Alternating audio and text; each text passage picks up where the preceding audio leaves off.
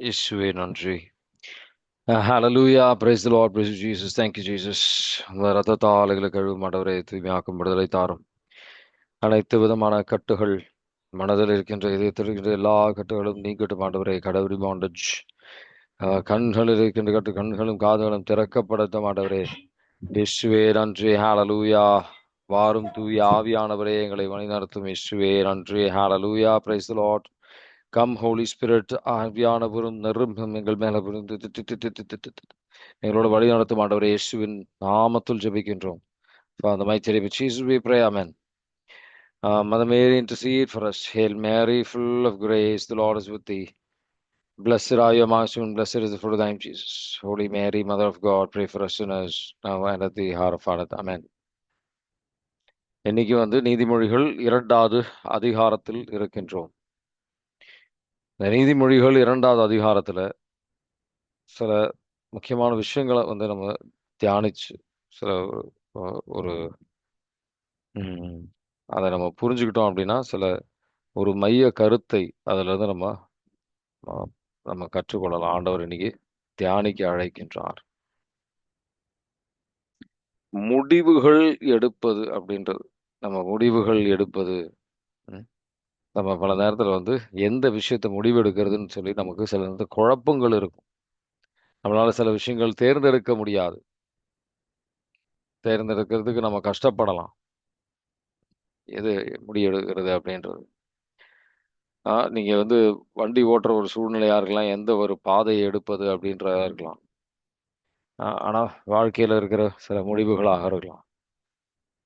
இந்த விபிலியத்தை முக்கியமா நீதிமொழிகள்ல பார்த்தீங்கன்னா 2 வழிகள் பற்றி வா அது நிறைய இடத்துல போடப்பட்டிருக்கும். 1வது அதிகாரத்துல இருந்து இயேசுவாண்டவரும் இதை பத்தி பேசுவார்.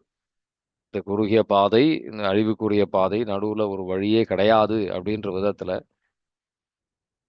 கடவுளும் வேணாம் சாத்தானும் வேணாம், எனக்கு நடுவில் உட்காந்துக்கிறேன் அப்படின்ற ஒரு விஷயமே கிடையாது. ஒன்றும் கடவுள் பாதையில போறோம், நம்ம இதுல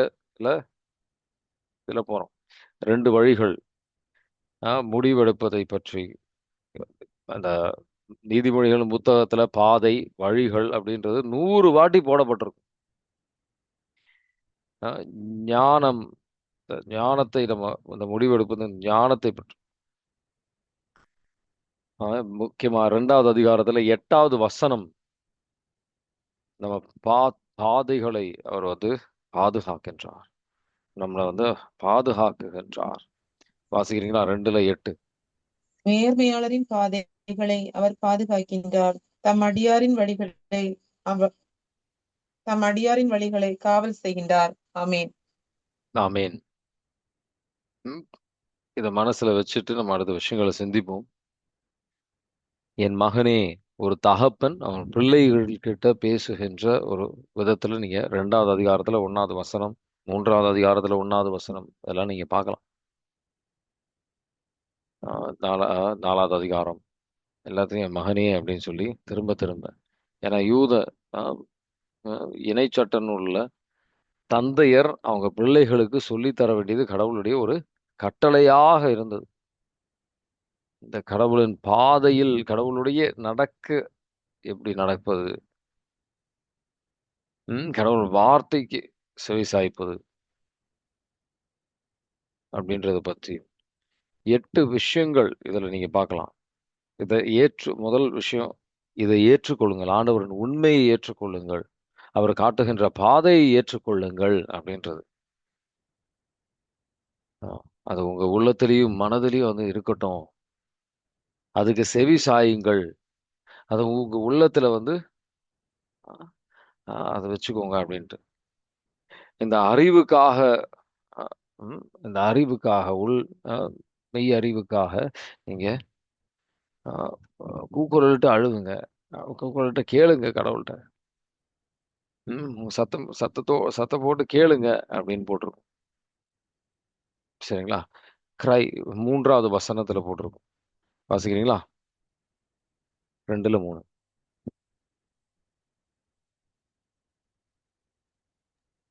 ஆம், நீ உணர்வுக்காக வேண்டுதல் செய்து மெய்யறிவுக்காக உரக்க மன்றாடு. ஆமேன். ஆமீன்.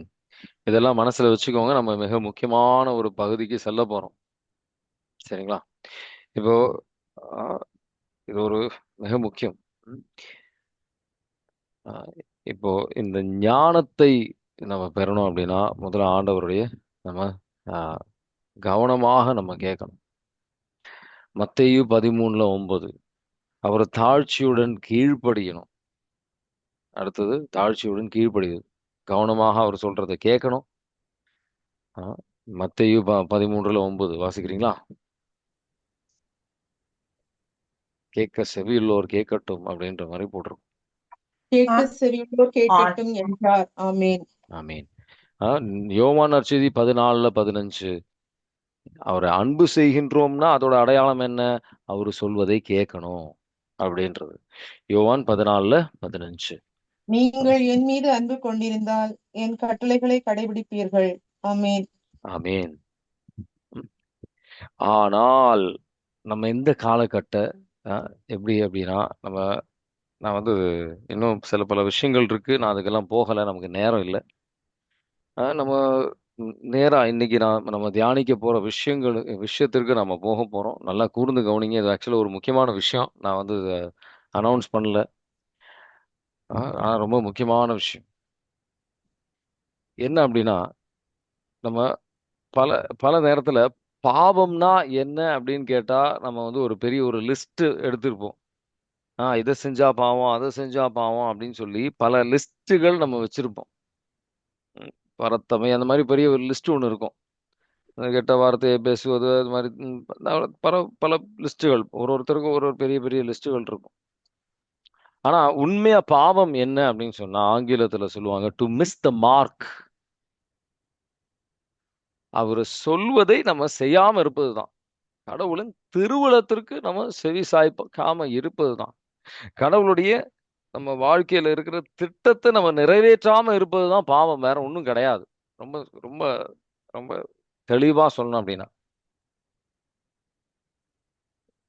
ஏன்னா பல நேரத்துல பல நேரத்துல நம்ம வாழ்க்கையில இந்த பாவம் அப்படின்றது நம்ம ஆசைகள்,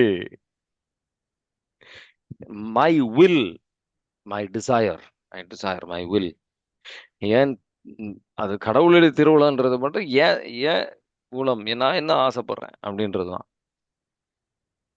என்னோட ஒரு ஆறுதல், என்னுடைய ஒரு பிளஷர், என்னுடைய ஒரு சுகம், என்னுடைய ஒரு தகுதி, இந்த ஒரு சமூகத்தில் இருக்கின்ற ஒரு தகுதி, என்னுடைய ஒரு பாதுகாப்பு, ம், பேர், புகழ், இந்த மாதிரி விஷயங்களுக்கு தான் அதிகமான ஒரு முக்கியத்துவம் நம்ம வாழ்க்கையில. கடவுளின் திருவுளத்திற்கு அப்படின்றது இரண்டாவது ஒரு இடம் கூட கிடையாது பல நேரத்துல நம்ம வாழ்க்கையில. அதனாலதான் இந்த அதுதான் ஆக்சுவலா பாவம்ன்றது. ம். பல பேருக்கு வந்து ஆண்டவரின் திருவுளத்தை நம்ம ஜெபத்துல வெளிப்படுத்தினாலும் வந்து பிரதர் அது எப்படி பிரதர் செய்ய முடியும் அப்படின்னு கேட்பாங்க. ஏன் அப்படின்னா அவங்க விருப்பத்துக்கு தான் அதிகமான முக்கியத்துவம். ம். இந்த சுய விருப்பங்கள் அப்படின்றது பல பாவங்களில் ஒரு பாவம் அப்படின்றது கிடையாது. பாவத்துடைய ஒரு மிக முக்கியமான ஒரு அஹ், ஒரு ஒரு அடித்தளமான ஒரு விஷயமே இதுதான். கடவுளை விட்டு நம்ம சுயத்தை நோக்கி நம்ம சுய விருப்பங்களை நோக்கி பயணம் செய்வதுதான் அஹ், இந்த மிகப்பெரிய ஒரு பாவம் இது. சரிங்களா? ஒரு உங்களுக்கு எல்லாருக்கும் நம்ம அனைவருக்கும் தெரிந்த ஆதாம் ஏவாள் கதையை எடுத்து அவங்களுக்கு இன்னும் தெளிவா புரியுன்றதுக்காக இதை நம்ம எடுத்து தியானிப்போம். அவங்களுக்கு சுதந்திரம், நீ எது வேணா சாப்பிடலாம் அப்படின்ட்டு ஆண்டவர் சொல்லிட்டார். இந்த ஒரு கனி, அறிவன் அஹ், ந- அஹ், கனியை நீ எடுத்து சாப்பிடாத அப்படின்றாரு. ஒரு விஷயம் மட்டும் கடவுள் சொல்றார், இது வந்து என் திருவுளம், இது நீ சாப்பிடக்கூடாது அப்படின்றது. ஆனா கடைசியில அவங்க என்ன செய்யறாங்க? சாத்தான் வந்து நீ கடவுளை போல் ஆவாய் அப்படின்னு சொல்ல போது ம், அது ஒரு ஒரு என்ன சொல்லணும், ஒரு கனியை சாப்பிடுவது, ஆப்பிள சாப்பிட்டாங்க, அத்திப்பழத்தை சாப்பிட்டாங்க, அந்த மாதிரி கிடையாது. இந்த சோதனை என்ன அப்படின்னா நான் இந்த நல்லதையும் தீமையும் கடவுள் இல்லாம நான் முடிவு பண்ணணும். சரிங்களா? இதை நல்லா கவனிச்சுக்கோங்க. நல்லதும் தீமையும் என் வாழ்க்கையில எது நல்லது அப்படின்றது நான் தேர்ந்தெடுக்கணும். என் விருப்பத்தை நான் செய்யணும். ஏன்னா நம்ம தான் நம்ம வாழ்க்கையில கடவுள் அங்க. பல நேரத்துல வந்து இது ஒரு ஒரு முக்கியத்துவத்தை நம்ம மறந்துடுறோம். இயேசு ஆண்டவருடைய அவர் வாழ்ந்த வாழ்க்கையில் அவர் சொல்ற ஒரு மிக முக்கியமான சில வசனங்கள்ல வந்து அவரே சொல்லுவாரு. அது உண்மையிலும் உண்மையிலும் சொல்றேன் அப்படின்னு சொல்லி ஒரு முக்கியமான விஷயம் சொல்லுவாரு. யோவான் நற்செய்தி 5:19. ம். நானா வந்து என் விருப்பங்கள நான் ஒண்ணும் செய்றதில்ல. அப்பா அப்பா என்ன விரும்புறாருன்னு அதுதான்ப்பா செய்றேன் அப்டின்னுவாரு. நம்மளால இயேசு ஆண்டவரைப் போல் இருக்க முடியுமா? ஆண்டவர் கேட்கின்ற கேள்வி இதுதான். இந்த அடித்தளமான நம்ம உள்ளத்தில் இந்த மாற்றம் வந்தாவே, பல பாவங்கள் நம்மள விட்டு விலகிடும். அந்த பாவத்தை விட்டு விலகுவது ஒரு பெரிய கஷ்டமா இருக்காது. யோவான் நற்செய்தி 5:19 வாசிக்கிறீங்களா? இயேசு அவர்களை பார்த்து கூறியது, மகன் தாமாக எதையும் செய்ய இயலாது. தந்தையிடம் தாம் காணும் செயல்களையே செய்ய இயலும். தந்தை செய்பவற்றை மகனும் அவ்வாறே செய்கிறார் என நான் உறுதியாக உங்களுக்கு சொல்கிறேன். ஆமென். ஆமென். அவர் என்ன செய்றாரோ அது மட்டும் தான் நான் செய்வேன். அதுக்கு மீறி எனக்கு ஒண்ணும் செய்ய தேவையும் கிடையாது. அ. அது பாவம் அப்படின்றது எந்த அவங்களா ஒரு தியானத்தை தேர்ந்தெடுக்கின்றார்கள். அவங்களுடைய ஆசைகளுக்கு அடிமைப்பட்டு, அந்த பெண்மணி அந்த கனி அது சாப்பிடுறதுக்கு நல்லதா இருக்கு. கண்ணுக்கு நல்லதா தெரியுது அப்படின்னு சொல்லி, அ கடவுளுடைய அ விருப்பத்த தெரியும். இது சாப்பிடக்கூடாது அப்படின்றது. அவங்க ஆசைகளுக்கு அதிகமான ஒரு முக்கியத்துவத்தை குடுத்து, இந்த பாவத்திற்கு செல்கின்றார்கள். நம்ம வாழ்க்கையில் பல நேரத்துல நம்ம தான் இந்த மாரி கடவுளாக மாறிக்கொண்டிருக்கின்றோம். அது CCC catechism of the catholic church கத்தோலிக்க திருச்சபையின் போதனையில ஒரு அற்புதமான ஒரு இது இருக்கும்.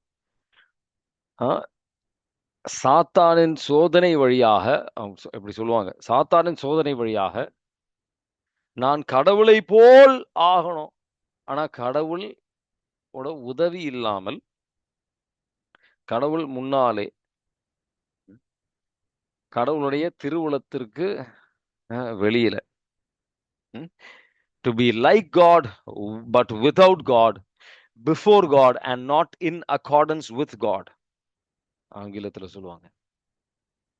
ஸோ நீங்க வந்து எந்த எந்த சூழ்நிலையில் உங்க வாழ்க்கையில் கடவுளுக்கு கடவுளுடைய ஸ்தானத்தை நீங்க கொடுக்காம இருந்திருக்கிறீங்க, முழுமையான ஒரு கீழ்ப்படிதலுக்கு வராம இருந்திருக்கிறீங்க, ஆண்டவர் இன்னைக்கு சிந்திக்க அழைக்கின்றார். எந்தெந்த விஷயங்களில்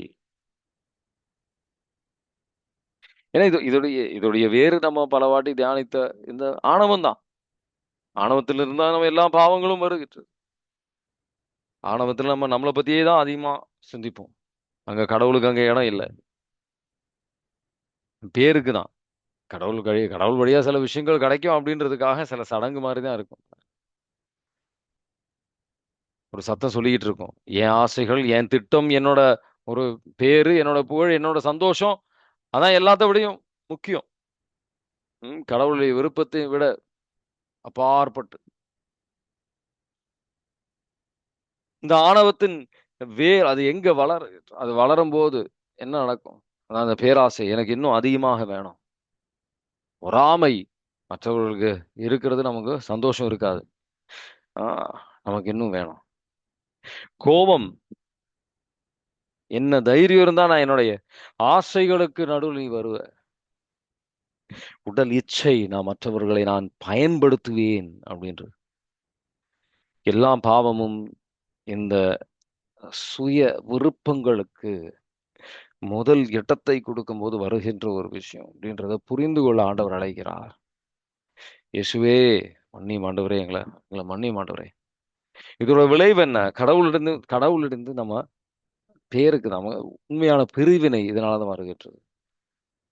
அதாவது சில பேர் ஆண்டவருடைய நெருக்கமாக வந்தவர்கள் கிட்ட கூட நான் இதை பார்த்திருக்கிறேன்.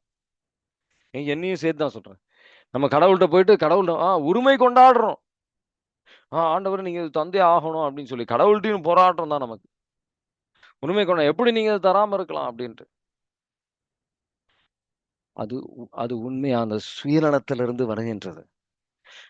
இயேசு ஆண்டவரை போல் யோவான் நற்செய்தி 5:19 போல் நம்ம சிந்திக்கல. அப்பாவின் விருப்பத்தை பரலோகத்தில் இருக்கும் எங்கள் பிதாவே அப்படின்ற ஜெபத்துல நம்ம என்ன சொல்றோம்? ஆண்டவரே உங்க திருவுளம் நிறைவேறட்டும். பேருக்கு தான், பேருக்கு. பல பல ஜெபத்தில் வந்து என் திருவுளம் இல்ல, உங்க திருவுளம், உங்க திருவுளம் இல்ல. ஐ மீன் சாரி, என் திருவுளம் நான் ஆசைப்படுறது தான் நிறைவேறட்டும் அப்படின்ட்டு தான் நம்ம யோசிக்கிறோம். ஒரு ஒரு பிள்ளை வந்து தந்தையை விட்டு ஓடி செல்வதை போல் அவருடைய அன்பு விட்டும் நம்ம ஞானம் பல நேரத்துல எனக்கு ஞானம் கிடைக்கல இது இல்லைன்னு சொன்னா நம்ம காரணம் இதுதான். ஏன்னா கடவுள் ஞானத்தை தந்தாலும் நம்ம செய்யறதுக்கு தயாரா இல்லை. கடவுள் வந்து தண்டிக்கிறதுக்காக இல்லை, நம்ம தேர்ந்தெடுக்கின்ற சில விஷயங்கள்னாலதான் இவ்வளவு வேதனைகளுக்கு நம்ம உள்ளா இருக்கின்றோம்.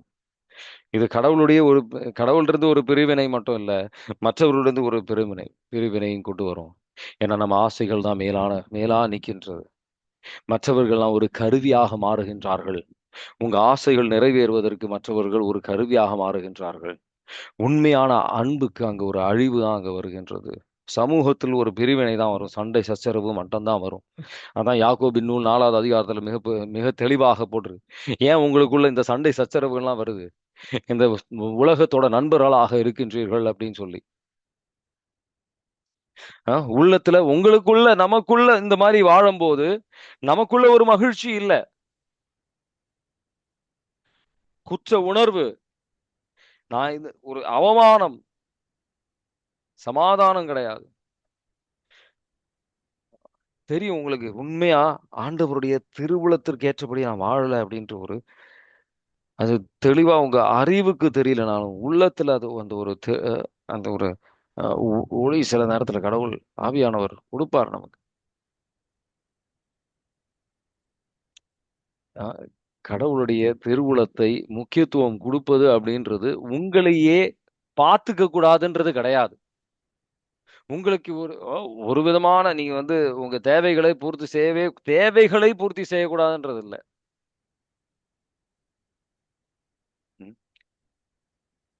புரியுதுங்களா? ஆனா சுயநலத்திற்கு தான் இடம் கொடுக்க கூடாது. அதான் இயேசு ஆண்டவர் ரொம்ப தெளிவாக தன்னலம் நாடாமல் சிலுவையை தூக்கி என் பின்னாடி வரும்போதுதான் நீங்க சீடர்கள். அன்றாட நாள் இது ஞாயிற்றுக்கிழமை செய்ய வேண்டிய ஒரு விஷயம் கிடையாது. ஞாயிற்றுக்கிழமை செய்ய வேண்டிய ஒரு விஷயம் இல்ல. யோவான் நற்செய்தி 6:38 இந்த கிருபை இது மிக முக்கியமான கிருபை. விண்ணகத்திலிருந்து எதற்காக வந்தார்? அவர் தந்தையின் திருவுளத்தை நிறைவேற்றுவதற்கு. வாசிக்கிறீங்களா? ஏனெனில் 6:38. என் சொந்த விருப்பத்தை நிறைவேற்ற அல்ல, என்னை அனுப்பியவரின் விருப்பத்தை நிறைவேற்றவே நான் விண்ணகத்திலிருந்து இறங்கி வந்தேன். ஆமேன். ஆமென். உண்மையான கடவுளின் அன்பு அப்படின்றது இதுதான். இயேசு ஆண்டவர் சொல்ற வசனம் தான். உங்க திருவுளம் எனக்குள்ளும் என் வழியாகவும் நிறைவேறட்டும் ஆண்டவரே அப்படின்னு நம்ம சொன்னோம். இதெல்லாம் உண்மையான அன்பு அடங்கி இருக்கின்றது அப்படின்றது. இதை சொல்லும் போது, இதை நிறைவேற்றும் போது உங்க உள்ளத்தில் நீங்க ஒரு சிலையாக இல்லாமல், நீங்க ஒரு கடவுளாக இல்லாமல், கடவுளுக்கு முதல் இடத்தை நீங்க கொடுக்க ஆரம்பிக்கின்றீர்கள். அப்ப நீங்க கேட்கலாம், என்ன இந்த சுயமா நான் வந்து என்னோட விருப்பம் மட்டும் தான் செய்யறேன், அதனுடைய அடையாளங்கள்லாம் என்ன பிரதர் அப்படின்னு கேட்கக்கூடிய வாய்ப்புகள் நிறைய பேர் கேட்கறது இருக்கு. ஸோ அதை பத்தி சில அடையாளங்கள் இருக்கு. இப்ப நான் வந்து சில அடையாளங்கள் உங்களுக்கு சொல்லித்தரேன். இதை நீங்க சிந்திக்கும் போது உங்களுக்கு உங்க வாழ்க்கையில இந்த சுய விருப்பத்துக்கு தான் நான் அதிகமா முக்கியத்துவம் கொடுக்குறேனா அப்படின்னு சொல்லி உங்களுக்கு இன்னும் தெளிவா உங்களுக்கு புரியும். நான் எல்லா அடையாளங்களும் சொல்றதுக்கு நேரம் இல்லை. என்னால இப்போ மனசுல வர விஷயங்கள் ஐ மீன் நான் சொல்றேன். முதல் விஷயம், நம்மளால வந்து யாருக்கும் கீழ்ப்படிய முடியாது. முதல் விஷயம் இதுதான். மற்றவர்களுடைய வழி நடத்துதலை நம்மளால பெற்றுக்கொள்ள முடியாது. வேலை செய்யற இடத்துல கூட இருக்கலாம். உங்களுக்கு மேல இருக்கிற ஒரு நபரா கூட இருக்கலாம். உங்க பாஸா கூட இருக்கலாம். ஆன்மீக வழிநடத்தலுக்கு வரும்போது கூட இந்த மாரி இருக்கும். ம். குருத்துவர் ஒண்ணு சொல்லியிருப்பாரு. ஆனா நம்மளால அதுக்கு செவி சாய்க்க முடியாது. அது உங்க நலனுக்குன்னு பல நேரத்துல தெரிஞ்சாலும் நீங்க வந்து அது செவி சாய்க்கிறதுக்கு தயாரா இருக்க மாட்டீங்க. ஆங்கிலத்துல my way or the highway அப்படின்னு சொல்லுவாங்க. நான் நினைச்ச மாரி அவ்வளவுதான். இல்லைன்னா அது உங்க உறவுகள்லயும் இருக்கும், உங்க வேலையிலயும் இருக்கும், அது நீங்க செய்யற திட்டங்கள்லயும் இருக்கும்.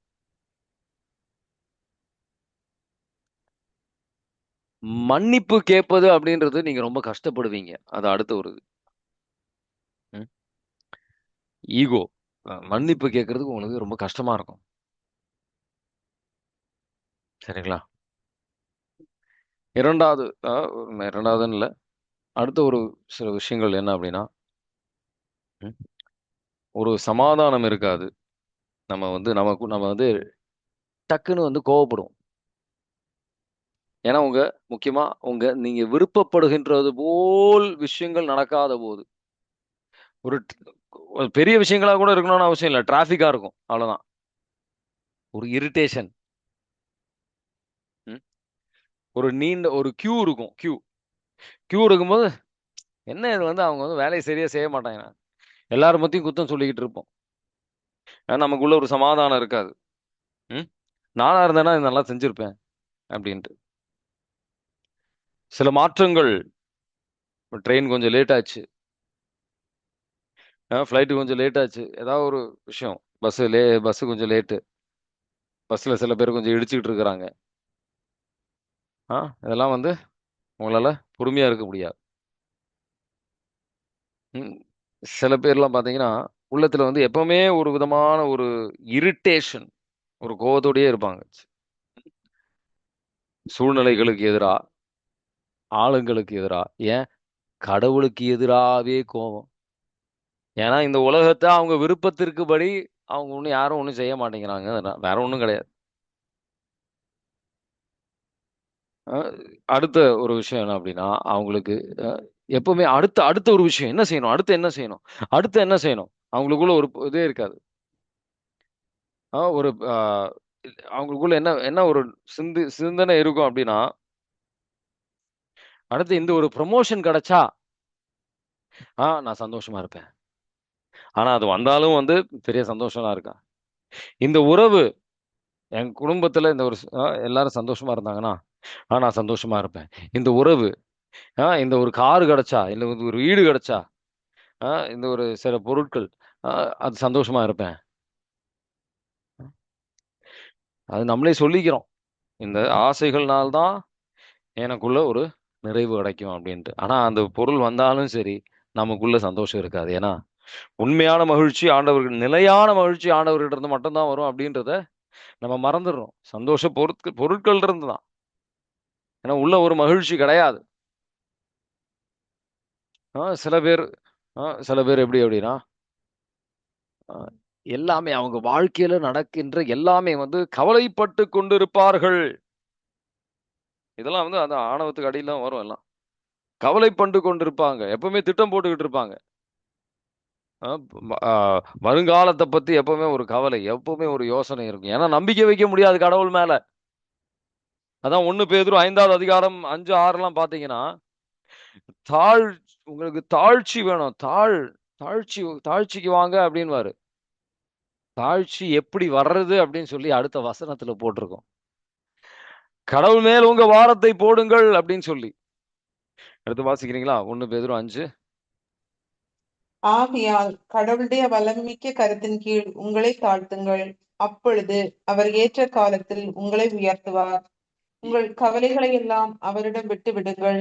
ஏனென்றால் அவர் உங்கள் மேல் கவலை கொண்டுள்ளார். ஆமென். ஆமென்.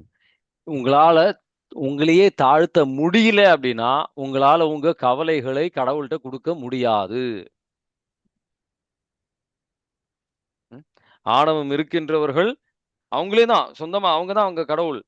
நான் தான் அத பத்தி சிந்திக்கணும். நான் சிந்திச்சா தான் எல்லாம் சரியாகும். ஒரு ஆணவம் அவங்களுக்குள்ள. அ கடவுள்ட்ட குடுத்து என்ன பிரயோஜனம்? அப்படின்ற மாரி தான்.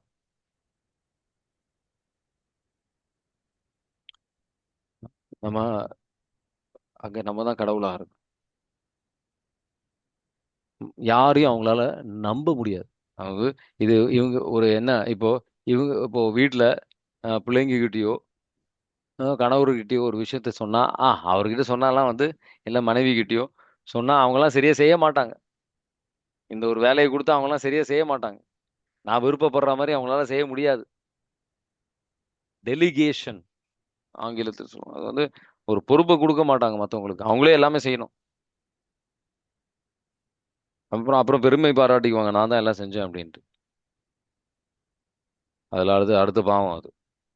கடவுளுக்கு அங்கே ஒரு மகிமையும் கிடையாது. அப்புறம் அடுத்த ஒரு விஷயம் என்ன அப்படின்னா, அவங்க வந்து அவங்க விருப்பப்படி எல்லாம் நடக்குவதற்காக அவங்க நினைக்கிற மாதிரியே எல்லாம் நடக்கணும். அவங்க சூழ்நிலை பக்கத்துல இருக்கிற எல்லாரையும் வந்து இதை பயன்படுத்துவாங்க அதுக்காக.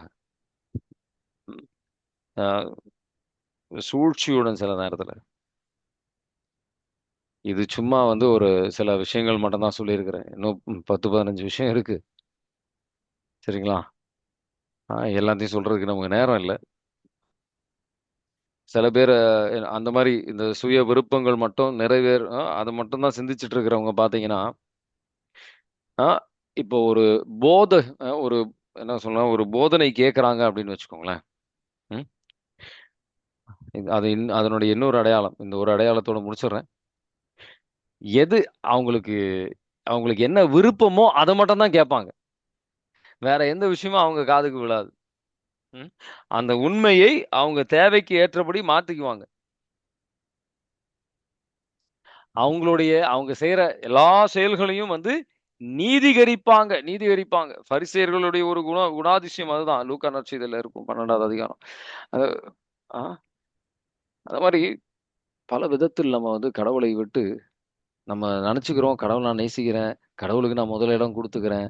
ஆனா செயல்கள்ல நீங்க பாத்தீங்கன்னா நம்ம தான் நம்ம வாழ்க்கையில கடவுளாக இருக்கிறோம். ஆணவத்தில் செயல்பட்டுட்டு இருக்கிறோம்.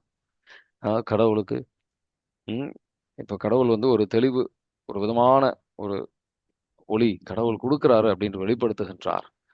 ஆனாமா ம், இப்போ ஒரு எடுத்துக்காட்டு, ஒரு பூசை வந்து கொஞ்சம் லேட் ஆயிடுச்சு. உடனே நமக்கு வந்து ஒரு இரிட்டேஷன். உடனே உடனே நம்மளால வந்து அமைதியா இருக்க முடியாது. என்ன இவ்வளவு நேரம் எடுக்கிறாரு அவரு, புலம்ப ஆரம்பிச்சிருவோம். இன்னும் கடவுள் இது வழியாக என்ன பேச விரும்புகின்றார் அப்படின்றது இல்லை. அதனால பல விதத்தில் நம்ம வந்து கடவுளை விட்டு ஆஹ், கடவுளுக்கு எதிராக செயல்படுகின்றோம். எல்லா சூழ்நிலையிலும் வந்து கடவுள் அங்க செயல்படுகின்றார் அப்படின்ற ஒரு இல்ல, எல்லா சூழ்நிலையும் நன்றி செலுத்துங்கள் அப்படின்ற வார்த்தைக்கு எதிராக தான் நம்ம செயல்பட்டு கொண்டிருக்கின்றோம். ஆஹ் இதெல்லாம் வந்து கடவுளுக்கு வேதனைக்குரிய விஷயங்கள். இன்னைக்கு தியானித்த விஷயங்கள்ல உங்களுக்கு ஏதாவது கேள்விகள் இருக்கா?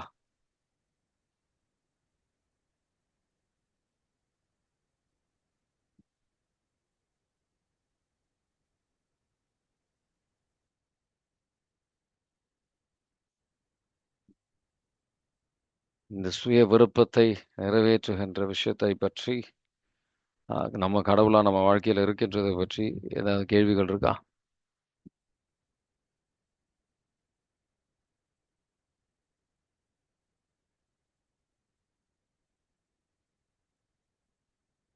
பேசலான்றது.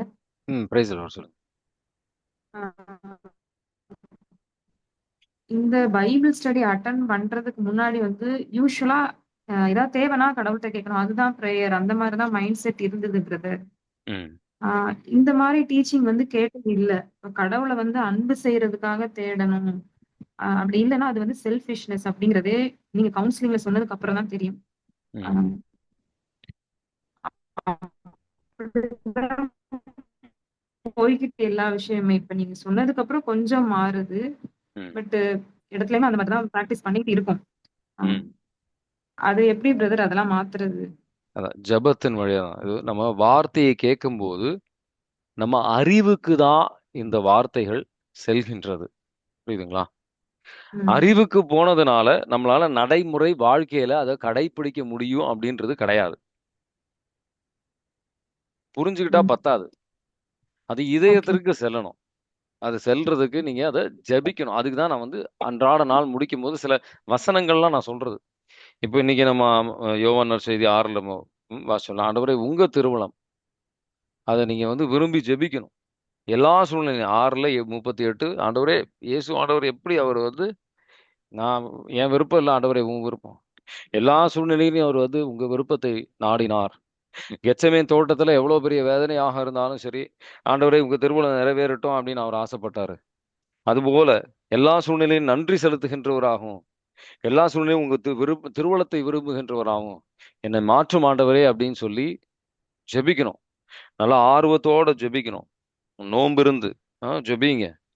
அது ஒரு நாள் அதுக்கு முழுசா அதுக்காகவே வந்து அர்ப்பணிச்சு ஜெபிங்க.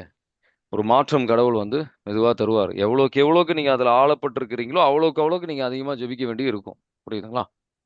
Okay brother. ம். Thank you. Praise the Lord. So, இது ஒரு மிக முக்கியமான ஒரு விஷயம். நான் அது இம்பார்ட்டன்ட் கிளாஸ் அப்படின்னு சொல்ல மறந்துட்டேன். ஆனா இதெல்லாம் இந்த விஷயத்துல மாற்றம் வந்துருச்சு அப்படின்னா வந்து நமக்கு பல விஷயங்கள் வந்து ரொம்ப எளிதாக இருக்கும். சரிங்களா? இன்னைக்கும் டிவைன் ரிட்ரீட் சென்டர் போக வேண்டி இருந்தது. அதனால டைம் கிடைக்கல. நான் சொல்றது சொல்லுங்க. வேற ஏதாவது கேள்வி இருக்கா? ஏன்னா இது கற்றுக்கொண்டு இது உங்களால கடைபிடிக்க முடியும்னாவே அற்புதமான மாற்றங்கள் வரும். சொல்லுங்க. வேற ஏதாவது கேள்வி இருக்கு? இல்லைன்னா தொடக்க நூல் 19வது அதிகாரத்திற்கு நம்ம செல்லலாம்.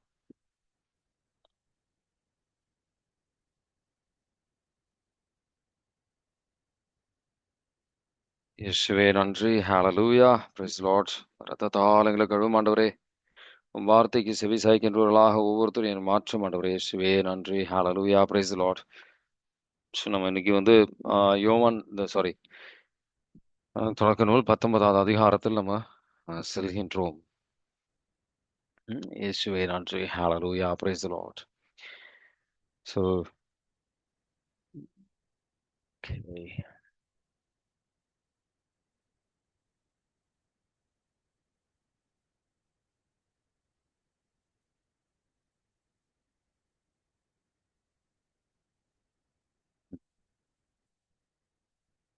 ஓகே. ஸோ நம்ம வந்து இங்க யோவான் நற்செய்தி 19 நம்ம வந்து கொஞ்சம் மேலோட்டமா நம்ம நேத்திக்கு வந்து எப்படி கடவுள் அப்ரஹாம் லாட்டுக்கும் கொஞ்சம் கொஞ்சம் வித்தியாசங்கள் ஒப்பிட்டு நம்ம பார்த்தோம். அப்ரஹாம் எப்படி கடவுளுடைய நண்பராக இருந்தார் அப்படின்றத நம்ம புரிஞ்சுக்கிட்டோம். ஆனா அங்க மூன்று பேர் வந்தாங்க. அப்ரஹாமை பார்க்கறதுக்கு 3 பேர் வந்தாங்க. அதுல இங்க நீங்க பாத்தீங்கன்னா 2 பேர் தூதர்கள், ஒரு நபர் வந்து கடவுள். அது சில பேர் வந்து சில மறைநூல் வல்லுனர்கள் அது வந்து இயேசு ஆண்டவர் அப்படின்னு சொல்லுவாங்க. சரிங்களா? அது வந்து ஜீசஸா இருந்தாரு அப்படின்னு சொல்லுவாங்க. ஏன்னா ஜீசஸுக்கு தான் அந்த உருவம் இருக்கு. அப்படி உருவத்தை எடுத்து வந்தவர் இயேசு ஆண்டவர் அப்படின்னு சில மறைநூல் வல்லுனர்கள். சும்மா ஒரு சில டிப்ஸுக்காக சொல்றேன். சரிங்களா? இப்போ இங்க அப்ரஹாம் வந்து கடவுளுடைய நண்பராக இருந்தார். ஆனால் லாத் இந்த உலகத்தின் நண்பராக இருந்தார். அதை வந்து நம்ம வெவ்வேறு விதமா நம்ம சிந்திச்சிட்டோம் அதை. இப்போ இந்த விண்ணகத்திலிருந்து வந்தவர்கள் அப்ரஹாமை அவர் வந்து வந்து சந்திக்கின்றார்கள். சந்திக்கும் போது அவருடைய கூடாரத்திற்கு வந்து சந்திக்கிறாங்க. ஆனா லாத் வந்து அந்த எந்த வாயிலில் அந்த ஒரு எந்த நகரத்திற்கு சோதோம் குமோராவின் அந்த ஒரு அழிவுக்குரிய ஒரு நகரத்திற்கு போய் அங்க வந்து நிக்கிறாரு. ஸோ ஏன்னா விண்ணகத்தை அவர் நோக்கி பயணம் செய்யற மனிதனாக அவர் இல்லை. ஹெப்ரேயர் 11:10 எடுத்து வாசிக்கிறீங்களா? ஹெப்ரேயர் 11:10.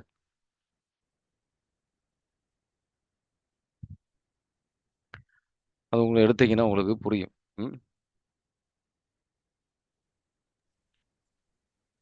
ஹெப்ரேயர் 11:10. ஏனெனில் அவர் அசையார் அடித்தளம் ஒரு நகரை எதிர்நோக்கி இருந்தார். அதை திட்டமிட்டவரும் கட்டியவரும் கடவுளே. ஆமென். ஆமென். விண்ணகத்தை பற்றி போடப்பட்ட ஒரு வசனம். அப்படியே 14ல இருந்து அந்த இதுலயே வந்து அதே அதிகாரத்துல 14ல இருந்து 16 வரைக்கும் பாத்தீங்கன்னா அந்த விண்ணகத்தை பற்றி இந்த நம்பிக்கை இருக்கின்றவர்கள் விண்ணகத்தை தான் அதிகமா வந்து தியானித்தார்கள். 14 வாசிக்கிறீங்களா? இவ்வாறு ஏற்றுக்கொள்வோர் தம்முடைய தாய் நாட்டை தேடி செல்வோர் என்பது தெளிவு. தாங்கள் விட்டு வந்த நாட்டை அவர்கள் நினைத்து கொண்டிருக்கவில்லை. அப்படி நினைத்திருந்தால் திரும்பி செல்ல அவர்களுக்கு வாய்ப்பு கிடைத்திருக்கும். ஆனால் அவர்கள் சிறப்பான ஒரு நாட்டை, அதாவது விண்ணக நாட்டையே நாடுகிறார்கள். அதனால்தான் கடவுளும் தம்மை அவர்களுடைய கடவுள் என்று அழைத்துக் கொள்ள வெட்கப்படவில்லை. அவர்களுக்கென அவர் ஒரு நகரை ஆயத்தப்படுத்தியுள்ளார். ஆமென். ஆமீன். Price Lord. சீடர்கள்ட்ட சொல்லுவார் இயேசு ஆண்டவர், உங்களுக்காக வந்து அங்க அறைகள் இருக்கு அப்படின்னு.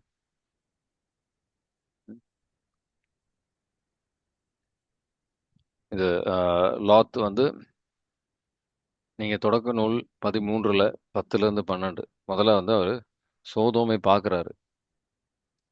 அவரு காட்சி வழியாக நடந்த ஒரு மனிதனாக இருந்தார். காட்சி வழியாக நம்ம அனைவரும் இந்த காட்சி வழியாக நம்ம பார்க்கிறது, இது நல்லா இருக்கு, ம், இது நல்லா இருக்கு அப்படின்னு சொல்லி நம்ம பல பேர் பல தவறுகள் செய்திருக்கின்றோம். தொடக்க நூல் 13:10 10-11 வாசிக்கிறீங்களா? லோத்து கண்களை உயர்த்தி எங்கும் நீர்வளம் சிறந்திருந்த யோர்தானின் சுற்றுப்பகுதியை கண்டார். சோகார் வரை அப்பகுதி ஆண்டவரது தோட்டம் போலும் எகிப்து நாட்டை போலும் இருந்தது. சோதோம் கொமோராவை ஆண்டவர் அழிப்பதற்கு முன் அது அவ்வாறு இருந்தது. லோத்து யோர்தான் சுற்றுப்பகுதி முழுவதையும் தேர்ந்து கொண்டு கிழக்கு பக்கமாக பயணமானார். இவ்வாறு ஒருவர் ஒருவரிடமிருந்து பிரிந்தனர். ஆமென். ஆமீன். அவரு தான் காட்சியின் வழியா அது பார்க்கிறதுக்கு நல்லா இருக்கு, அதனால ஒரு முடிவு எடுக்கிறார். ம். ஆனா இது ஆனா நம்ம ஒருத்தருமே வந்து காட்சிகள் வழியாக அல்ல, எப்படி வந்து விசுவாசத்தின் வழியாக முடிவெடுக்கணும் அப்படின்றதான் கடவுளுடைய விருப்பம். ஆனா பல நேரத்துல வந்து நமக்கு இந்த காட்சிகள் வழியாக தான் நம்ம முடிவுகள் எடுக்கிறோம். காட்சிகள் வழியாக தான் நமக்கு முடிவுகளே நம்ம எடுக்கிறோம். அடுத்த அடுத்த படி 12வது வசனம். ம், அது சோதோமுக்கு பக்கத்துல அவர் செல்கின்றார். கடைசியில 14வது அதிகாரத்துல 12வது வசனம் அவர் சோதோமுக்குள்ள செல்கின்றார். அதனால வந்து அவருக்கு பல பிரச்சனைகளும் வந்தது. ம். ஆனா இதுவே கடவுள் அவரை வழி நடத்தி இங்க சோதோமுக்கு வந்திருந்தார் அப்படின்னா இவ்வளவு பிரச்சனைகள் இருந்திருக்காது. இவ்வளவு பிரச்சனைகள் அவருக்கு வாழ்க்கையில இருந்திருக்காது. ஆனா கடவுளுடைய வழிநடத்துதலால் அல்ல, அவருடைய விருப்பத்தினால். இதான் நம்ம சுய விருப்பத்திற்கல்ல, கடவுளுடைய விருப்பமா அப்படின்னு நம்ம தேடணும். அதான் எபேசியர்ல போட்டிருக்கும், அறிவிலியாக இருக்காதீர்கள், அவருடைய விருப்பத்தை கடவுளின் திருவுளத்தை தெரிஞ்சுக்கோங்க அப்படின்னு சொல்லி. ஆனா பல நேரத்துல வந்து நம்ம எப்போ அதோட அர்த்தம் என்ன?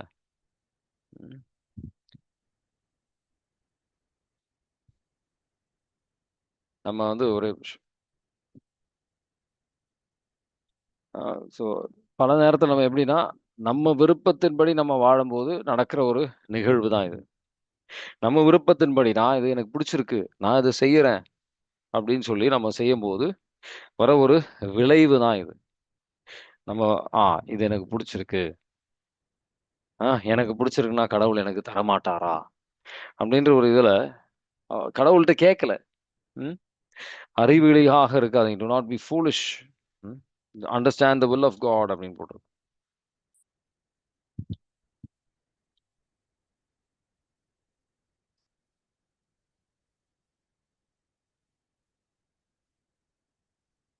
போட்டிருக்கோம். ஆனா பல நேரத்துல நம்ம எப்போ நம்ம கடவுளின் திருவுளத்தை தெரியாமல் சில முடிவுகள் எடுக்கிறோமோ நம்ம அறிவிலியாக செயல்படுகின்றோம். எபேசியர் 5:17 வாசிக்கிறீங்களா?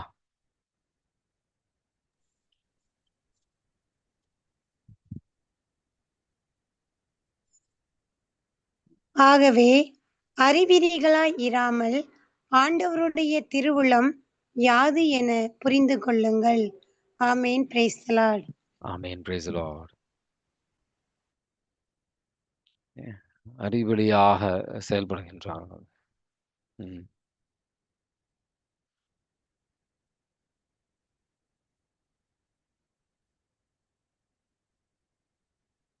அதான் நம்ம வாழ்க்கையில இருக்கிற ஒரு பிரச்சனை.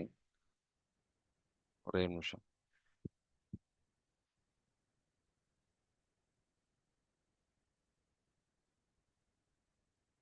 அதான் நம்ம வாழ்க்கையில இருக்கிற ஒரு மிக முக்கியமான பிரச்சனை. ஏன்னா அவருடைய இதயம், லாத்தோடைய இதயம் சோதோமில் அவர் சரீரம் வருவதற்கு முன்னாடியே லாத்தோட இதயம் அங்க இருந்தது. லாத்தோட இதயம் அங்க இருந்தது. அங்கு போயிட்டு நல்ல விதமா வாழ்ந்தார். நல்ல கடவுளுக்கு ஏற்றபடியாக வாழ்க்கையை வாழ்ந்தார். ஆனா கடவுளின் திருவுளம் இல்லாமல் எந்த இடத்துல நீங்க நல்ல விதமா வாழ்ந்தாலும் அது உங்களுக்கு நன்மையாக தீரணும்னு அவசியம் கிடையாது. நன்மையாக இருக்கணும்னு அவசியம் கிடையாது. இதை நீங்க நல்லா புரிஞ்சுக்கணும். இது ஒரு மிக முக்கியமான ஒரு கருத்து. பல பேர் நினைச்சுக்கிறாங்க, நம்ம எங்க சென்றாலும் என் கூட இருப்பாரு கடவுள், அவர் ஆசீர்வதிப்பாரு அப்படின்ட்டு. நம்ம ஒரு நெருப்பு சென்றால் அவர் கைவிட மாட்டார் அப்படின்னு. அதெல்லாம் உண்மைதான். ஆனா அவரு திருவுளத்திற்கு வெளியில அப்படின்ற ஒரு விஷயம் இன்னொன்னு இருக்கு. அது பல பேர் சிந்திக்கிறது இல்ல. அவர் திருவுளத்துக்கு, ஏன்னா அந்த திருவுளத்திற்கு அந்த அளவுக்கு முக்கியத்துவம் நம்ம கொடுக்கல வாழ்க்கையில. நம்ம அந்த அளவுக்கு திருவுளத்தை பத்தி தியானிப்பது கிடையாது.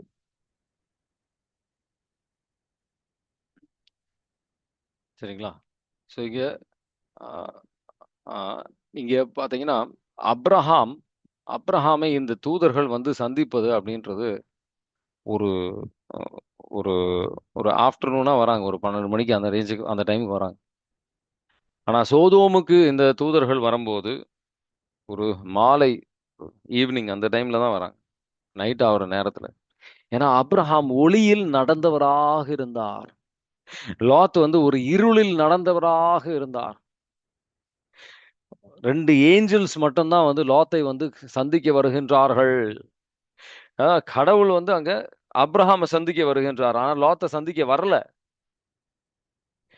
எதுக்கு, எந்த எந்த அளவுக்கு நீங்க கடவுளுடைய உறவுக்கு நீங்க முக்கியத்துவம் கொடுக்குறீங்க அப்படின்றதுதான் இங்க கேள்வி. தூதர்கள் மட்டும் வந்தா போதுமா? இன்னும் ஆழமான உறவுக்கு நம்ம வர வேண்டாமா? ஸோ எப்படி லாத்துக்கும் மனைவிக்கும் ஒரு எப்படி அப்ரஹாமுக்கும் சாராவுக்கும் கடவுளோட இருந்த உறவுக்கு அவங்க உயர்த்தப்படுகின்றார்கள். அவர் கடவுள் மேல நம்பிக்கை வச்சிருந்த நபர் தான். அந்த நகரத்தின் வாயிலில் அவர் இருக்கிறார் அப்படின்னா அங்க அவர் ஒரு நல்ல ஒரு பதவியில இருக்கிற ஒரு நபர் தான். இல்லைன்னா சொல்ல மாட்டேன். கடவுளே தான் அவரை உயர்த்தி இருப்பார். நான் இல்லைன்னு சொல்ல மாட்டேன். ஆனா அங்க கடவுளுடைய ஒரு நெருக்கம், ஆழமான ஒரு நெருக்கம் அப்படின்றது ஒரு மேலோட்டமான உறவு தான். 2 கொரிந்தியர் 6:14-18. 2 கொரிந்தியர் 6:14-18. வாசிக்கிறீங்களா? நம்பிக்கை கொண்டிராதவரோடு உங்களை பிணைத்துக் கொள்ள வேண்டாம். இறைவனோடு ஏற்புடைய நெறிக்கேட்டோடு என்ன உறவு? ஒளிக்கு இருளோடு என்ன பங்கு? கிறிஸ்துவுக்கும் சாத்தானுக்கும் என்ன உடன்பாடு? நம்பிக்கை கொண்டோருக்கு நம்பிக்கை கொண்டிராதவரோடு என்ன தொடர்பு? கடவுளின் கோவிலுக்கும் சிலை வழிபாட்டு கோவிலுக்கும் என்ன இணக்கம்? வாழும் கடவுளின் கோவில் நாமே. என் உறைவிடத்தை அவர்கள் நடுவில் நிறுவேன். அவர்கள் நடுவே நான் உலவுவேன். நானே அவர்கள் கடவுள், அவர்கள் என் மக்கள் என்று கடவுளே சொல்லியிருக்கிறார் அன்றோ. ஆமேன். Praise the lord. ஆமீன். Praise the lord. இந்த மாதிரி போட்டிருக்கு. ஆனா நமக்கு பல பேர் பாத்தீங்கன்னா ஹிந்து மற்ற ஹிந்துன்னு இல்லை, மற்ற இன சகோதரர்களோட திருமணம் அப்படின்றது ஒரு சாதாரண விஷயமா போயிடுச்சு இப்பெல்லாம். அதெல்லாம் ஒரு பெரிய தப்பே இல்லை. லவ் பண்றது கூட யோசிக்கிறது இல்லை. அவங்களும் மனுஷன்தான் அப்படின்ற ஒரு விதத்துல கடவுள் மேல இருக்கிற ஒரு அன்பு இருந்தா நம்ம அந்த மாதிரி ஒரு யோசனைக்கு நம்ம இடமே கொடுக்க மாட்டோம். ஆனா அதெல்லாம் வந்து நமக்கு ஒரு பெரிய விஷயங்கள் கிடையாது அந்த காலகட்டத்துல. அப்புறம் கடைசியில வந்து பிரச்சனைகள் வரும்போது நம்ம கடவுளை குத்தம் சொல்றோம். ம், ஆண்டவரே கைவிட்டுட்டீங்களே அப்படின்ட்டு. ம், இதனால நமக்கு வந்து ஸோ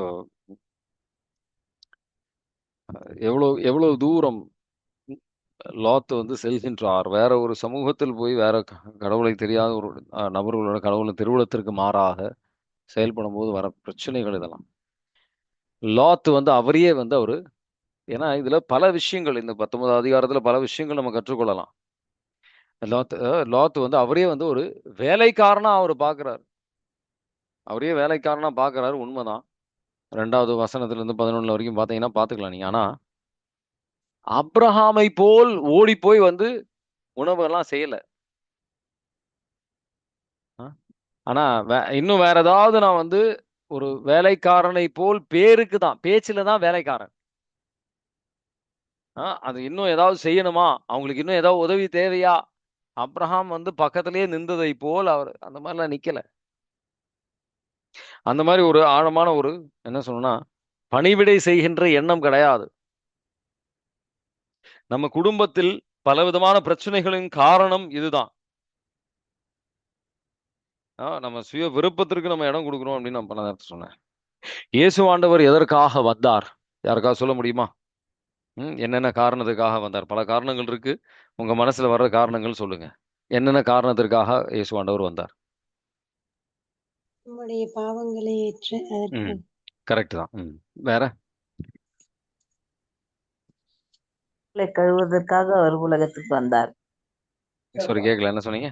நம்முடைய பாவங்களை கழுவுவதற்காக. ஆமா, வேற ஒருத்தவங்க சொல்லிட்டாங்கன்னா திரும்ப அது சொல்லாம வேற ஏதாவது சொல்ல முடியுமா பாருங்க. சொல்லுங்க. பணிவிடை புரிய. கரெக்ட். மத்தேயு 20 இதுதான் நான் வந்து சொல்ல விரும்பினேன். எல்லாம் சொன்னது கரெக்ட் தான். 20வது அதிகாரத்துல மத்தேயு 20ல 28 எடுத்து வாசிச்சீங்கன்னா, நான் தொண்டு ஆற்றவே வந்தேன், பணிவிடை செய்யறதுக்கே நான் வந்தேன் அப்படின்ட்டு அவர் சொல்லுவார். வாசிக்கிறீங்களா? மத்தேயு 20ல 28. இவ்வாறே மானிட மகனும் தொண்டு ஏற்பதற்கு அல்ல, தொண்டு ஆற்றுவதற்கும் பலருடைய மீட்புக்கு ஈடாக தம் உயிரை கொடுப்பதற்கு வந்தார் என்று கூறினார். ஆமேன். Praise the lord. ஆமேன். Praise the lord. நமக்கு இப்பெல்லாம் இந்த காலகட்டத்தில் பார்த்தீங்கன்னா, ஒரு திருமணத்திற்கு போகும்போது, ஒரு கல்யாணத்துக்கு போகும்போது, அவங்க ஒரு கணவன் மனைவி ஆகிறதுக்கு போதே ஒரு பெரிய லிஸ்ட் இருக்கும். என் கணவன் இது செய்யணும், என் மனைவி இது செய்யணும் அப்படின்னு சொல்லி எல்லாருக்கும் இப்போ லிஸ்ட் இருக்கு. ஆனா அவங்க வந்து கணவனுக்கும் மனைவிக்கும் என்ன செய்யணும் அப்படின்னு கேட்டா யாருக்கும் தெரியாது. மனைவிக்கா இருக்கட்டும், எல்லாருக்கும் இப்பெல்லாம் பெரிய லிஸ்ட். அன்னைக்கு வந்து ஒருத்தவங்களுக்காக ஜெபிச்சுக்கிட்டு இருக்கும்போது கடவுள் வெளிப்படுத்துறாரு. அவங்க எதிர்பார்த்த 1% விஷயங்கள் கூட அவங்க வாழ்க்கையில நடக்கல. அதனுடைய பாரம் நிறைய இருக்கு அவங்களுக்கு அப்படின்ட்டு. எவ்வளவுக்கு உங்களுக்கு அதிகமான எதிர்பார்ப்புகள் திருமணத்தில் இருக்கோ, அவ்வளவுக்கு உங்களுக்கு பிரிவினை பிரச்சனைகள் அதிகமா, சண்டை சச்சரவு இருக்கும். ஆனா உண்மையா திருமணத்திற்கு எந்த எண்ணத்தில் செல்லணும்? இயேசு ஆண்டவர் சென்றதை போல் நான் பணிவிடை செய்யவே வந்தேன் அப்படின்றாரு. அந்த ஒரு எண்ணம் கணவனுக்கும் மனைவிக்கும் இருந்தா பல பிரச்சனைகள் இருக்காது. இது இல்ல நமக்கு, இந்த சமூகத்திலையும் இல்ல. மாதாமா கருவுற்றிருக்கின்றாங்கன்னு தெரிஞ்ச உடனே அவங்க செய்யற விஷயம் என்ன? அவங்களே வந்து அவங்க பாத்துக்கிறாங்களா? இப்ப நான் பிரெக்னண்டா இருக்கேன், நான் என்ன பாத்துக்கணும் அப்படின்னு சொல்லி அவங்களே ஓய்வு எடுத்துக்கிறாங்களா? அவங்க என்ன செய்யறாங்க? ஆமா, மற்றவர்களுக்கு என்ன ஒரு உதவி தேவை அப்படின்னு பார்த்து அதை போய் அவங்க செய்ய முயற்சி செய்யறாங்க. இயேசுவாண்டவரை போல் அந்த ஒரு எண்ணம் இருந்ததுனாலதான் மாதாமாவா இருக்கிறான்.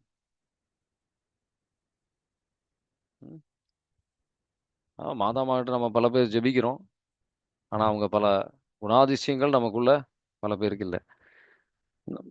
ஹெப்ரேயர் 1வது அதிகாரம் 14வது வசனம், ஆனானப்பட்ட தூதர்களா கூட இருக்கட்டும், இயேசு ஆண்டவரா இருக்கட்டும், மாதாமாவா இருக்கட்டும், புனிதர்களா இருக்கட்டும், தூதர்களா இருக்கட்டும், யாரா இருக்கட்டும், அவங்களுடைய வேலை இது ஒன்றுதான். நம்ம இதுதான் கடவுள் எதிர்பார்க்கிறார். வாசிக்கிறீங்களா? ஹெப்ரேயர் 1 அவர்கள் 14. அனைவரும் ம். அவர்கள் அனைவரும் ஊழியம் புரியும் ஆவிகள் அல்லவா? மீட்பை உரிமை பேராக பெறவிருப்போருக்கு தொன்றாற்ற அனுப்பப்பட்டவர்கள் அல்லவா? ஆமென். Praise the lord. தொண்டாற்ற அனுப்பப்பட்டவர்கள். அவங்களுடைய வேலையும் இந்த மாதிரி பணிவிடை செய்யறதுக்கு தான், வேற ஒன்றும் கிடையாது. ஆனா நம்ம மட்டும் என்ன எதிர்பார்ப்பு? மற்றவங்க எல்லாரும் நம்ம எல்லாமே நம்ம விருப்பத்துக்கு படி எல்லாம் அவர் செய்யுங்க, அவங்க செய்யணும் அப்படின்றதுதான். இதுல எப்படி குடும்பத்துல ஒரு ஆ, மகிழ்ச்சி இருக்கும்? நம்ம என்ன செய்யணும் அப்படின்ற ஒரு விஷயத்த பல விஷயங்கள் செஞ்சாலுமே நம்ம வந்து கடமையா தான் செஞ்சுக்கிட்டு இருக்கிறோம்.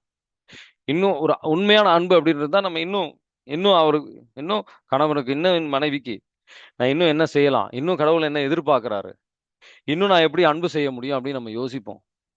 ஆனா பல நேரத்துல வந்து சுயநலமா வாழ்ந்துகிட்டு இருக்கிறோம். இதனால பல பிரிவினைகளுக்கு காரணம் இதுதான். இதை புரிந்து கொண்டீங்க, இது உங்க வாழ்க்கையில வந்து கடைபிடிக்க ஆரம்பிச்சீங்கன்னாவே பல மாற்றங்கள், பல பிரச்சனைகள் இருக்காது. எந்த குடும்பத்திலயாவது வந்து கணவனும் மனைவியும் இந்த மாதிரி ஒரு எண்ணத்தை இருந்து எங்க குடும்பத்துல பிரச்சனை இருக்கு அப்படின்னு சொல்லிக்கக்கூடிய நபர்கள் நீங்க யாராவது பார்த்திருக்கீங்களா? ம், சொல்லுங்க. அந்த மாதிரி பார்க்க முடியாது.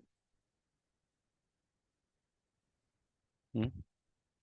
ஸோ அதனால அந்த ஒரு பேருக்கு தான் நான் பணியாளன் அப்படின்ட்டு வந்து லாத் அங்க சொல்றாரு. ஆனா உண்மையா நடைமுறை வாழ்க்கையில் அந்த பணிவிடை ரொம்ப கம்மி. அப்ரஹாமை போல இல்ல. ஒரு அது அப்படியே நம்ம பணிவிடை செய்யணும் அப்படின்னு நினைச்சாலும் பயங்கள் நமக்குள்ள, நம்மளை யூஸ் பண்ணிடுவாங்களோ அப்படின்ற பயங்கள்லாம் நமக்குள்ள இருக்கு. அதெல்லாம் இல்லைன்னு சொல்லலை. ஆனா நீங்க சிந்திக்க வேண்டியது அந்த மனிதருக்காக மட்டும் இல்ல, கடவுள் கடவுள் பார்க்கறாரு. கடவுளுக்கு உகந்ததா நான் இருக்கணும், கடவுள் பிள்ளையா நான் வாழணும் அப்படின்னா இந்த பணிவிடை செய்யற எண்ணம் அவர் வந்து எதிர்பார்க்கிறாரு அப்படின்ற ஒரு அந்த ஒரு எண்ணத்துல செய்யுங்க. அது மிகப்பெரிய ஆசீர்வாதமா உங்களுக்கு வரும். என் கணவனுக்காக செய்றேன் அப்படின்ற மாதிரி இருக்கும்போது தான் அதுவுமே ஒரு விதமான சுயநலம் தான். அதுலயும் ஒரு எதிர்பார்ப்பு இருக்கு. கடவுளுக்காக செய்றேன், நான் செய்யும்போது கடவுளுக்கு இதுல மகிழ்ச்சி இருக்கு, அவருக்கு உகந்த ஒரு பிள்ளையா நான் மாறுகின்றேன் அப்படின்ற ஒரு எண்ணத்துல செஞ்சு பாருங்க. அதனுடைய ஆசீர்வாதம் நீங்க வந்து புரிஞ்சுக்குவீங்க. ம். அதனுடைய ஆசீர்வாதம் நீங்க புரிஞ்சுக்குவீங்க. சரிங்களா? இந்த மாதிரி எண்ணம் இருக்கின்றவர்களுக்கு ஆ, நம்பிக்கையும் கீழ்ப்படிதலும் அப்ரஹாமுக்கு இருந்தது. அந்த பணிவிடை என்ற எண்ணம் இருந்தது. அதனால அவர் குடும்பத்திற்கும் இந்த உலகத்திற்கும் அவர் ஒரு ஆசீர்வாதமாக இருந்தார். ஆனா உலகத்தரமான லாத் இருந்ததுனால ஒரு ஆன்மீக அவருடைய நகரத்தில் ஆன்மீக ஒரு ஒளியாக அவரால் இருக்க முடியல. ஒரு சாட்சியாக அந்த நகரத்தை விடுங்க, அவர் வீட்டிலேயே அவரால் இருக்க முடியல.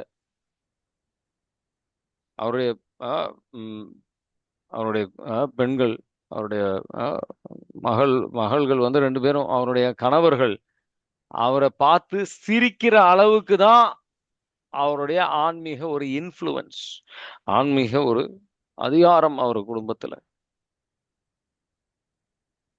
ம், என்ன காமெடி பண்ற அப்படின்ட்டு சிரிக்கிறாங்க அவரை பார்த்து. இதுல பல விதமான, ஏன்னா நம்ம அங்க நம்ம இந்த மாதிரி செயலாற்றும் போது ஒரு சாட்சியாக இருக்கிறோம். 14வது வசனம், 19வது அதிகாரத்துல 14வது வசனம் வாசிக்கிறீங்களா?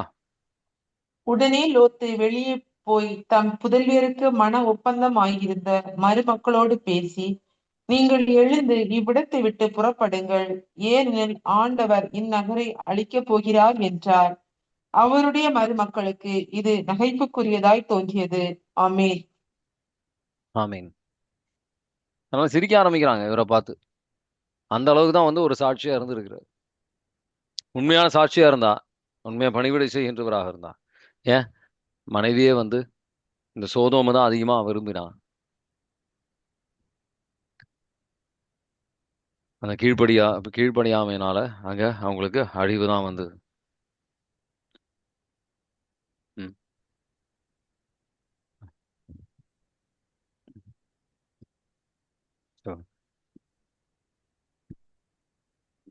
So, இன்னும் இதோட விளைவு என்ன?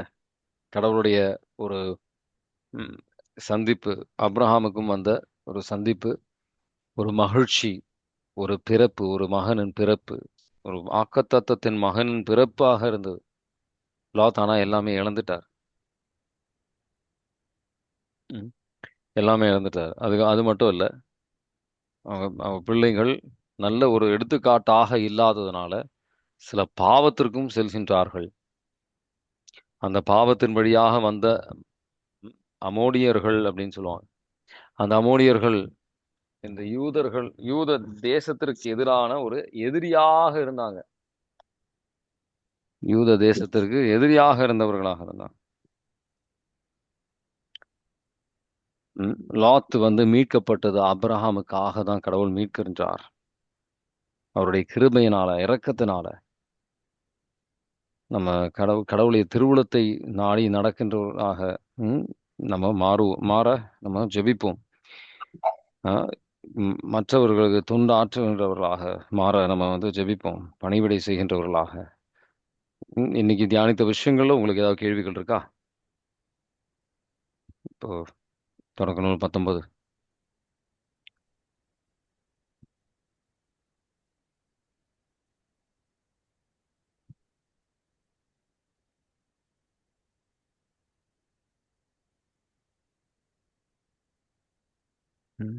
இயேசுவே நன்றி. ஹalleluya. praise the Lord, praise Jesus. thank you Jesus. உமது இரத்தத்தால் எங்களை கழுவும் ஆண்டவரை, தூய்மையாக்கும், விடுதலை தாரும். அறிவொளியாக இல்லாம உங்க திருவுளத்தை தியானித்து அதை நிறைவேற்றுகின்றவர்களாக, தொண்டாற்றுகின்ற, மற்ற பணிவிடை செய்கின்றவர்களாக, குடும்பத்திலும் சமூகத்திலும் சாட்சியாக இருக்கின்றவர்களாக எங்களை ஒவ்வொருத்தரையும் மாற்றும் ஆண்டவரை இயேசுவின் நாமத்தில் ஜெபிக்கின்றோம். ஆமென். God bless you. Have a nice day. Thank you. Thank you, brother. Praise the Lord.